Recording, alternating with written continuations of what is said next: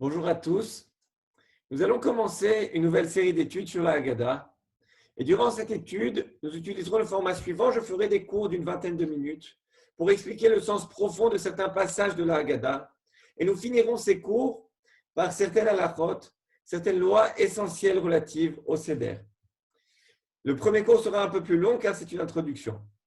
Toute cette série de cours sera l'Elul Nishmat, Maxime, Aymon Ben Rachel, Raphaël, Chem, Victor Ben Thérèse, Esther, Tayeb, Yitzhak, Shmuel Ben Mordechai, Dov Ostroviak, Raphaël Ben Moshe Elbaz, Mordechai, Dov Ben Israël, Echar, Miel Ostroviak, Ginette Dora Bat Sarah Léa, Jordan et Catherine Tiber, Etan Meir Ben Naomi, Eliaou Ben Rachel, Gloria Fortuné Batma, Issa Nathan, David Ben Simcha, Robert Ben Marie, David Ben Mordechai Bokara et Reuven Binyamin Ben Sulika. Toute cette série de cours sera également pour la Refoua Shelema Bekarov, de Yael Badbrouya Victoria, de Isabelle Marguerite Batrémond, Kemaïs Habitant, de Daniel Ben Karma, de Aziza Batsara, de Binyamin Ben Kamia, du Jonathan Moshe Chai Ben Miriam Jacqueline Sandy, de Abraham Ben Messaouda, de Sarah Batshushana, de Shlomo Ben Frecha, de Rachel Bracha Batsara, de Arié David Ben Ilana, de André Georges Messaoud Ben Nejma, et de David Ben Sarda. Qu'ils aient le Refoua Shelema, Refoua Tanefesh, Refoua Tagouf, Betor Kol Chole Amo Israël. Comme vous pouvez constater, cette liste est déjà bien trop longue et l'on supplie à Kadosh Baruch Hu d'apporter à tous ces malades une guérison qui soit complète et très rapide, ainsi qu'à tous les malades de Ham Israël. Alors, il semblerait que la Haggadah ait été écrite par Rabbi Yehuda Hanassi il y a près de 2000 ans. Le manuscrit le plus ancien date du Xe siècle. Il y a même une tradition qu'Eliyahu Hanavi y aurait apporté sa contribution. Et on voit ça des premiers mots du Maggid. La Haggadah commence par Alach Ma'ania. Le premier mot, c'est Ha, qui s'écrit He, Aleph, qui sont bien sûr les lettres des initiales de Eliyahu Hanavi. Le soir de Pessah, Ham Israël reçoit une très forte impulsion spirituelle. On est élevé au plus haut niveau en un instant. En général, il y a un ordre pour étudier la Torah toute l'année. C'est le système de Pardes.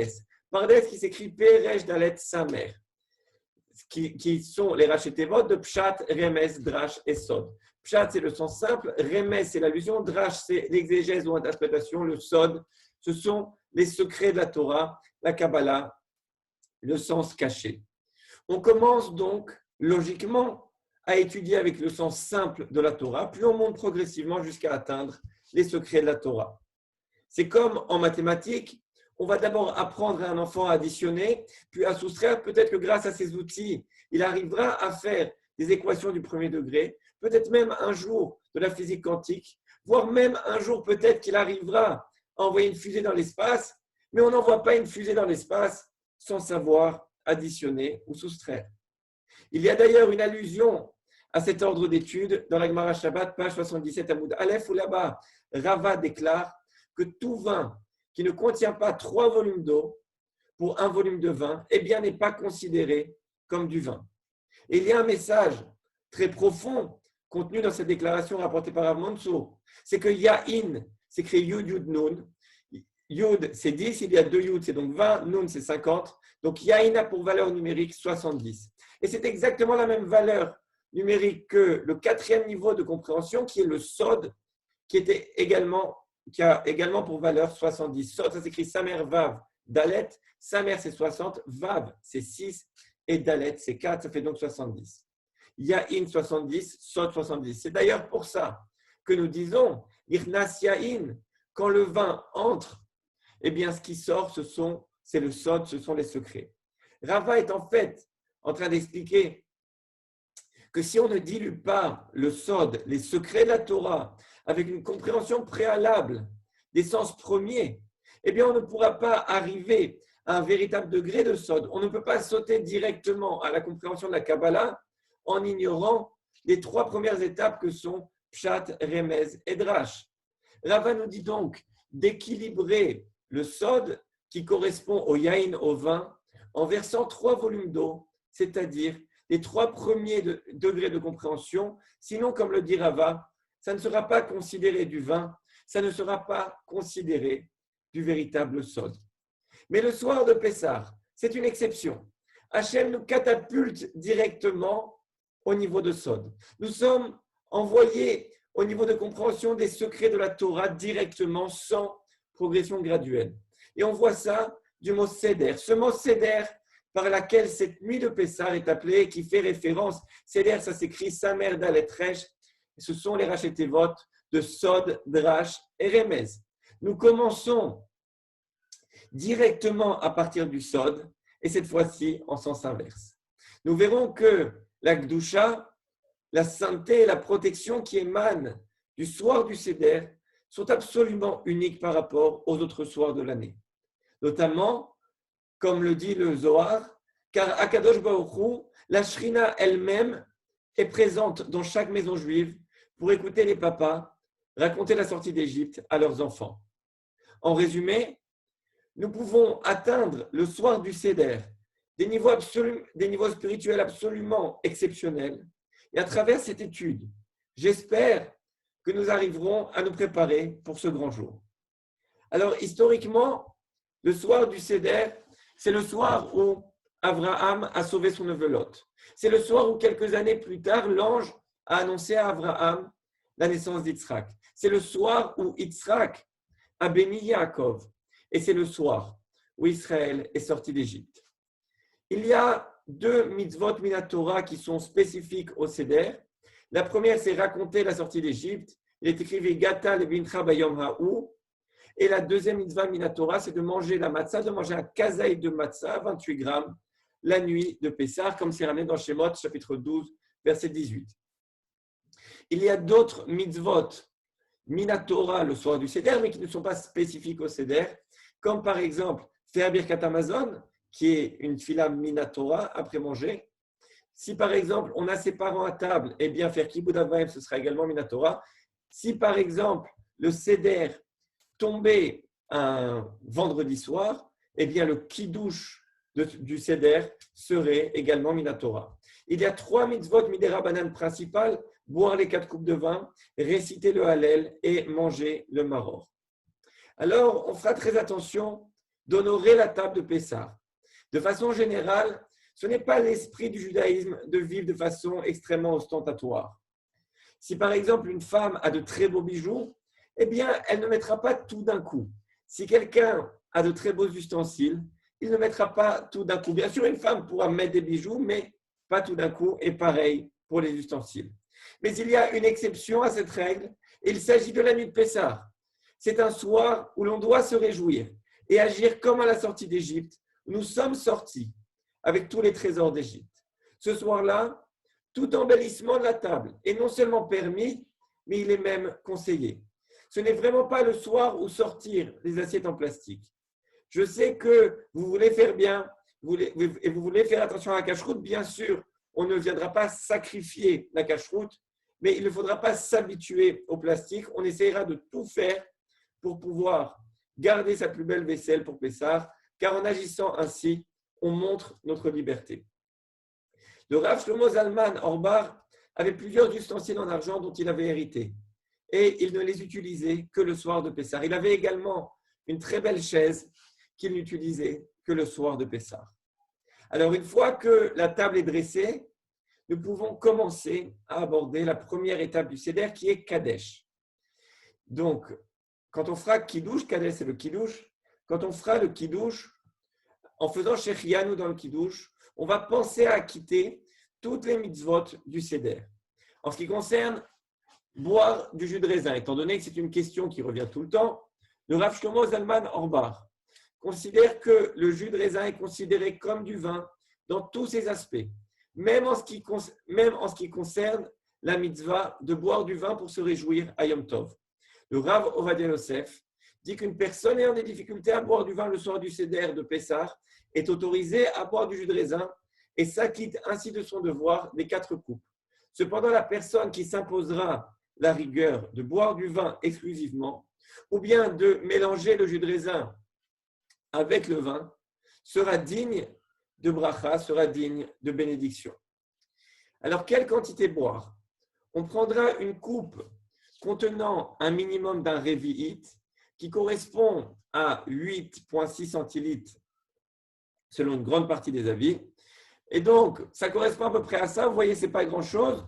C'est à peu près 2 phalanges de haut, à peu près 2 phalanges de diamètre.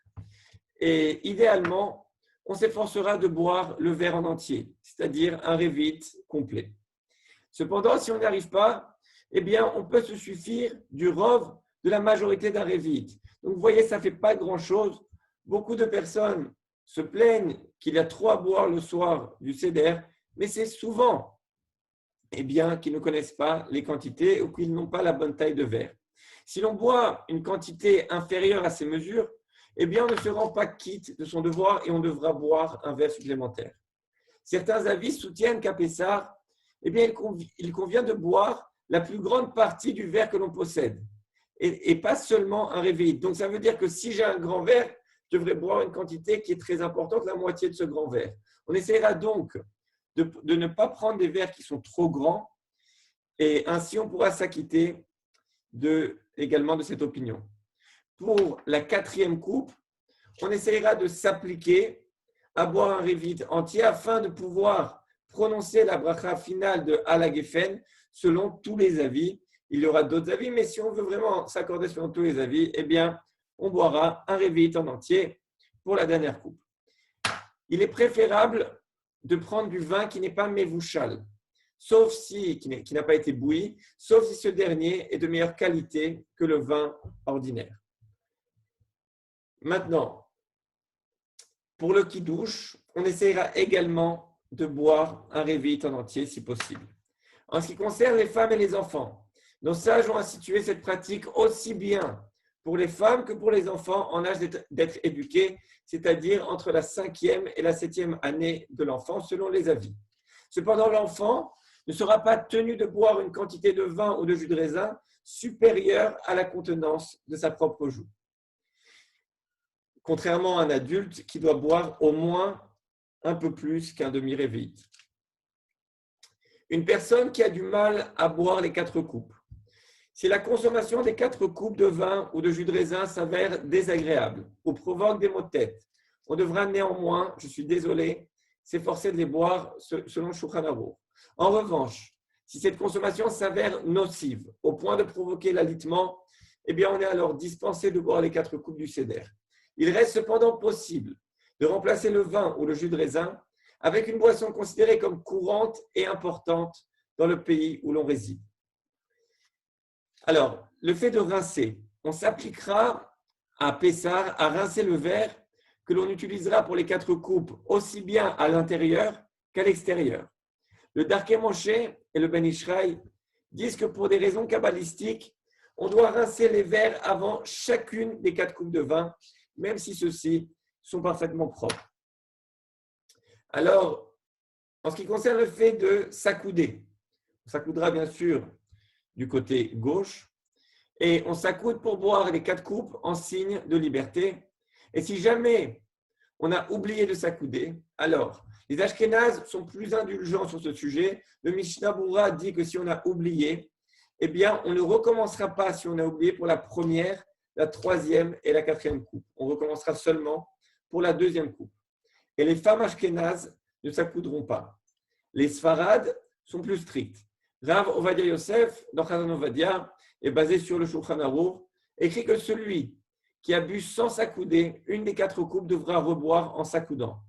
À moins qu'une personne n'ait pas la condition physique et que ça puisse être nocif pour sa santé, dans ce cas, il pourra s'appuyer sur les avis plus indulgents et ne pas reboire. Les femmes sfarades s'accoudront pour boire les coupes, mais si elles ont oublié, elles n'auront pas besoin de boire. En ce qui concerne Meziga, selon la Kabbalah, il est important de verser 3 gouttes d'eau dans chaque coupe de vin. Et ça s'appelle Meziga.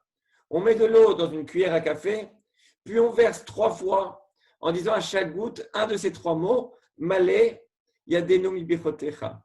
Remplis Hachem nos mains de ta bracha, car Malé Yadenu Mibichotecha, c'est qui même, donc les Rachetevot, c'est même, Yud et même, qui constitue le mot Ma'im en référence à cette eau, à ces quelques gouttes que l'on verse dans le vin. À quoi correspondent les 4 coupes? La première coupe de vin sert pour le kidouche de Yom Tov. Elle est aussi la première des 4 coupes de vin que nos sages ont institué de boire. Le Midrash nous dit que les coupes correspondent aux 4 expressions de rédemption qu'Hachem a promis à Moshe. Dans Shemot, chapitre 6, versets 6 et 7, il est écrit la première expression, c'est Votseti, puis Veitsalti, Vega'alti, puis Velakarti. Ça veut dire, je veux vous soustraire aux tribulations d'Égypte. Veitsalti etrem avodatam, et je vais vous délivrer de ce travail, de cette servitude pénible. La troisième expression, Vega'alti etrem izroan etuya, bishfatim gedolim, ça veut dire que Akadosh Baruch Hu nous dit « Je vous affranchirai avec un bras étendu et à l'aide de châtiments terribles. » Et la quatrième expression, « Velakarti etrem li le'am ve'haiti lachem l'Elohim » je vous adopterai pour peuple et je deviendrai votre Dieu. Alors pourquoi nos sages ont choisi le vin comme moyen d'exprimer ces 4 expressions de rédemption? Pourquoi pas 4 fruits, 4 noix, 4 bonbons qui éveilleraient également la curiosité des enfants? Le Rav Shlomo Zalman Auerbach écrit que ces 4 expressions ne sont pas 4 répétitions du même thème. Chacune s'appuie sur la précédente en créant un degré supplémentaire de simcha, de joie, de liberté. La première, Votseti, c'était la libération du travail physique. On était asservi avec une avoda kasha, un travail extrêmement pénible en Égypte. Et Akadosh Baruch Hu, première étape de notre libération, il a fait que ce travail a été suspendu. Les Juifs étaient toujours en Égypte, mais ils n'avaient plus à travailler durement. La deuxième expression, Veitsalti, c'est l'absolution de la servitude. Nous étions encore en Égypte après la première étape. On ne travaillait plus durement, mais on avait encore le statut d'esclave. Veitsalti, ça veut dire que ce statut d'esclave a été retiré des Bnei Israël, mais nous étions encore en Égypte. La troisième expression, Vega'alti, c'est l'extraction physique du pays d'Égypte. Et la quatrième expression, Velakarti, eh bien, c'est qu'Akadosh Baruch Hu, c'est notre extraction, cette fois-ci spirituelle, notre élévation spirituelle. Akadosh Baruch Hu nous a pris et il a fait de nous son peuple élu et en nous donnant la Torah. Chaque expression s'ajoute donc à la précédente en intensifiant ainsi le processus de Géoula, de rédemption. Si on mangeait des noix ou des fruits ou des bonbons, il y aurait 4 actes indépendants de manger des noix. Le premier acte ferait son effet, puis le deuxième un peu moins, le troisième bonbon encore un peu moins, etc. L'effet du vin, au contraire, est cumulatif, ascensionnel. Également, si on prenait de la bourra, eh bien, ce ne serait pas le but recherché, on serait, dès la première coupe, immédiatement catapulté. On ne veut pas être catapulté. On veut que ce sentiment de liberté grandisse en nous au fur et à mesure du Seder et donc que l'effet soit un effet qui soit cumulatif et ascensionnel. Chaque coupe va intensifier le sentiment de joie en connexion avec les 4 étapes de rédemption. Dans le futur, qu'on espère extrêmement proche, quand le processus de Géoula, de rédemption sera complet, eh bien, il y aura une 5e coupe correspondant au degré supérieur. Ce sera Veveti. Veveti etrem el haaretz asher nasati et yadi. La tête ota le Abraham, le Yitzhak ou le Yaakov. Venatati ota lachem morasha ani Adonai. Puis je vous introduirai dans la contrée que j'ai solennellement promise à Abraham, à Yitzhak et à Yaakov. Je vous la donnerai comme possession héréditaire, moi, l'Éternel. Bezrat Hashem, que très vite nous puissions boire cette 5e coupe avec Eliyahu Hanavi qui viendra nous annoncer la venue de Mashiach et le retour de Torah Israël sur sa terre. Le Gaon de Vilna écrit que ces 4 coupes correspondent à 4 périodes de l'histoire humaine. La première coupe à ce monde, le monde dans lequel nous vivons. La deuxième coupe au jour de Mashiach. La troisième au temps de Triat HaMetim, de la résurrection des morts. Et la 4e à Olam Haba. Le Bnei Issachar dit que ces 4 coupes correspondent à 4 coutumes que les Bnei Israël ont gardées en Égypte. Ils n'ont pas changé leur nom hébreu pour des noms égyptiens. Ils n'ont pas changé de langue. Ils se sont écartés des relations interdites. Ils n'ont pas colporté de mauvaises informations sur d'autres juifs aux Égyptiens, comme c'est rapporté dans le Pirkei des Rabbi Eliezer, chapitre 48. Maintenant, le Maharsha écrit que les 4 coupes correspondent aux 4 groupes de personnes de personnes qui doivent amener un sacrifice de remerciement, de Korban Toda. C'est une notion que l'on développera dans notre 4e cours. Le Yerushalmi dans Psachim amène d'autres explications sur ces 4 couples. Bien sûr, il ramène les 4 expressions de rédemption que l'on a citées, Votseti, Vitsalti, Vegalti, Velakarti. Également, il dit également que ça correspond aux 4 références dans la Torah qui font référence à la coupe de Pharaon dans Parashat Vayeshev, dans l'histoire entre Yosef et le Saramashkim. Enfin, une autre explication est que ces 4 coupes correspondent aux 4 peuples qui nous ont asservis, c'est-à-dire Babel, Parasumadaï, Babylone, la Perse, Yavan, la Grèce et Rome. Alors, on utilisera, si possible, un vin ou un jus de raisin rouge qui sera un rappel du sang des Juifs que les Égyptiens ont versé, également rappel des eaux du Nil qui se sont transformées en sang, du sang du Korban Pessah et du sang de la Brit Mila que les Juifs ont accompli avant de sortir d'Égypte. Alors, on a dit que ce soir-là, on va être propulsé dans le Sod, dans les secrets de la Torah. Et là, on a un enseignement magnifique du Rav Mansour qui nous dit qu'il y a une halakha dans le Shulchan Aruch qui dit qu'on peut boire entre la première coupe de vin et la deuxième coupe de vin. On peut boire entre la deuxième et la troisième. Mais c'est interdit. Quelqu'un qui voudrait se rajouter des verres de vin. Mais c'est interdit de boire entre la troisième et la quatrième coupe. Comme on l'a dit, la troisième coupe représente Vega Alti, la délivrance physique, et la quatrième coupe, c'est Velakarti, la délivrance spirituelle. La raison pour laquelle on ne peut pas boire entre ces 2 coupes est que la délivrance physique et la délivrance spirituelle ne peuvent pas être dissociées. Le Rav Mansour enseigne, écoutez bien ça, que la valeur numérique de Yetziat Mitzrayim, c'est 891, Yetziat Mitzrayim qui est la sortie d'Égypte. C'est exactement égal à la valeur numérique de Naaseh Venishma, qui est également 891. Naaseh Venishma, ce cri d'allégeance des Juifs à Akadosh Baruch Hu.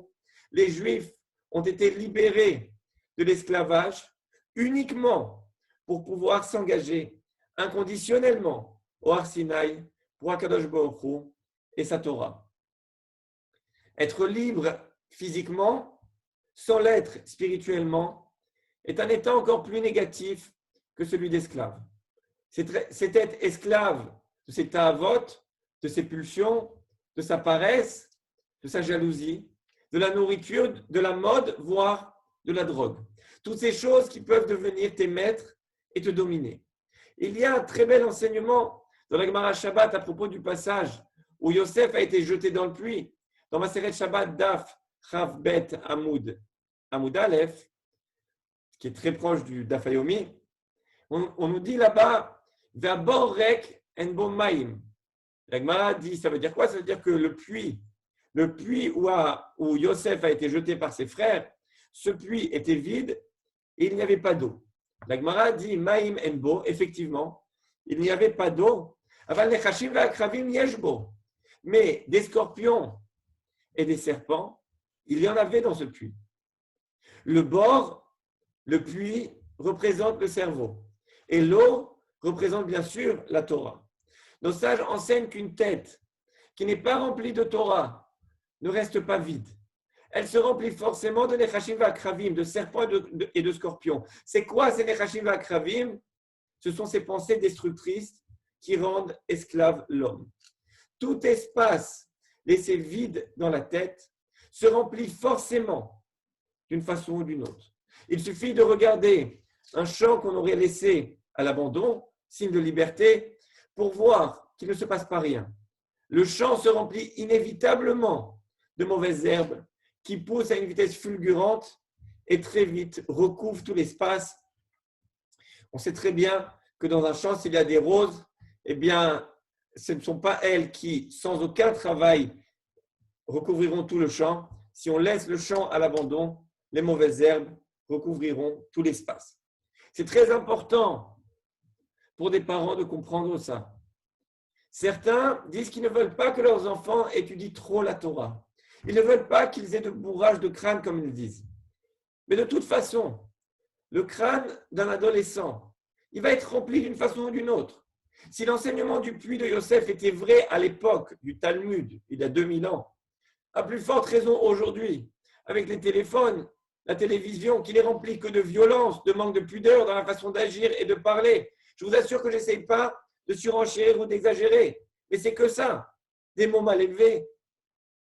Et c'est tout ça qui va formater l'esprit de l'enfant. À chacun de décider s'il préfère que son fils ou sa fille soit rempli d'eau, de Torah, de principes, d'éthique, ou qu'il se remplisse de tout ce que les jeunes voient sur Internet, mots mal élevés, manque de pudeur, insultes, agressivité, pour ne pas dire parfois même, et c'est terrible, mais beaucoup d'enfants y arrivent, de la pornographie. Le cerveau de l'enfant ne restera pas vide, c'est une certitude. Après, les papas s'étonnent que leur fils parle mal, qu'il soit agressif, qu'il soit oisif, qu'il ne soit pas capable de lire 10 pages d'affilée dans un livre, qu'il ne les respecte pas. Mais papa, tu as laissé le puits se remplir de nechashim ve'akravim. Si on est libre physiquement, sans l'être spirituellement, la Haggadah nous dit, mieux vaut être esclave. Car quand tu es asservi, tu n'as pas le temps de laisser entrer toutes ces saletés dans ta tête. Tu n'as pas le temps d'être oisif. Et le Pirkei Avot est clair là-dessus. L'oisiveté mène à la faute. Yetziat Mitzrayim 891, la seule raison pour laquelle je vous ai extrait de l'esclavage, ce n'est que pour dire Naaseh Venishma, pour vous libérer spirituellement. Et on va conclure avec une Mishnah dans Pirkei Avot, chapitre 6, deuxième Mishnah, qui nous dit que Rabbi Yehoshua ben Lévi dit que que les tables de la loi, les Luchot, étaient l'ouvrage d'Akadosh Baruch Hu. Et l'écriture était également d'Akadosh Baruch Hu. Gravé, Charut, sur les tables. Il dit ne lis pas Charut gravé, mais Cherut, liberté. Car il n'est d'homme libre que celui qui se consacre à l'étude de la Torah.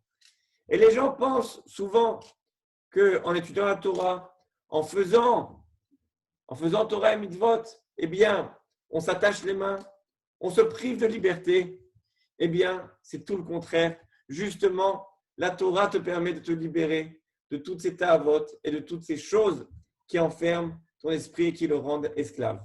Que toute chose qui a été créée, sache que Hachem est son créateur et que chaque chose qui a été façonnée, sache que Hachem en est la source.